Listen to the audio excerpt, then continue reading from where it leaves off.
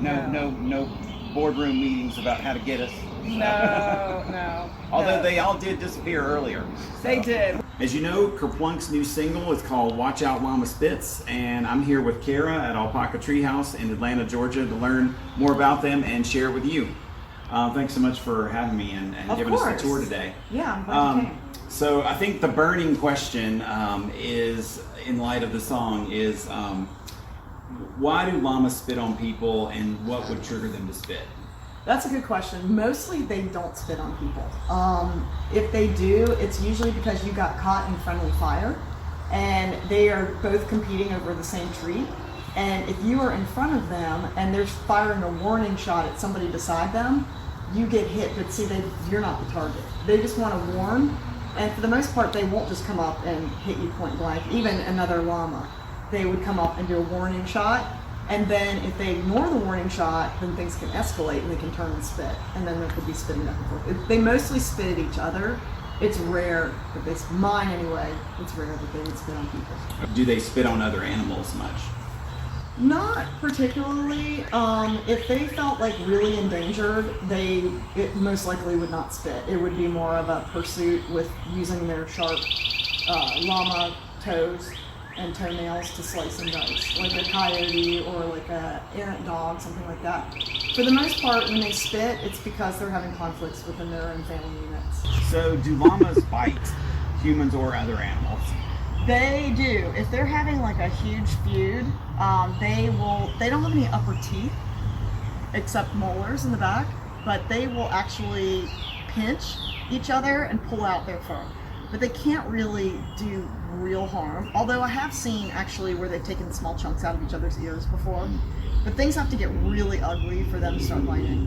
Really ugly. And if I'm slow with doling out the dinner, I have been bit in the fanny by one python.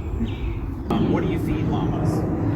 They mostly eat Bermuda coastal hay, and sometimes they'll get a treat of alfalfa, and they get like a dish of grain every single day, and then treats, carrots, apples, pears, those kinds of things. And then they eat their grass hay that you see them eating now. They spit as much as llamas.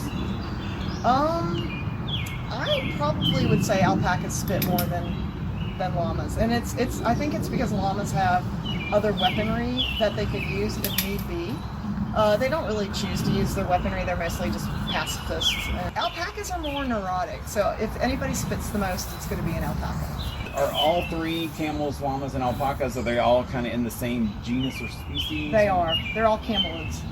Yep, they all share a common ancestor that lived in North America just before the Ice Age, and the Ice Age wiped them all out. But luckily, right after the Ice Age, or right before the Ice Age, the ancient ancestor of the camel walked north over the land bridge into the Arctic and then Asia. And these cute little fuzzy beings, they walked south into South America, became vicuña, which is a wild alpaca, and guanaco, which is right over here, a wild llama. And then the indigenous people domesticated them to help carry their goods over the Andes Mountains, and unfortunately they also ate them. They used their fiber for textiles, so they had a lot of different uses, and they still do, they still use them. So what's the average lifespan of a llama? A llama, it's a range, depending on your climate, but I would say like late teens, early 20s. I do know of someone whose llamas lived to be 30, and I have no idea what he was doing, but that's amazing. So what fun fact can you tell us about llamas that the common person wouldn't know? Probably a couple things. One, I feel like they're very spiritual, and two, that their intelligence level is just under that of a dolphin. I also think they understand a lot of English. A lot.